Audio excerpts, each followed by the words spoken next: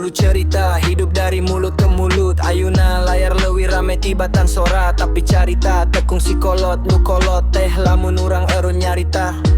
Dulu kita belajar dari cerita, di saung kecil di suara orang tua. Ngadongeng pantun si sindiran makna, bukan cuma kata tapi rasa dan jiwa.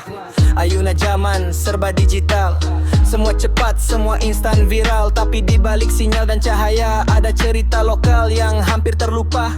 Kalau suara mulai kehilangan arah, cerita yang harus jadi napas. Acting bicara lewat rasa, storytelling nyambungin manusia. Sundanya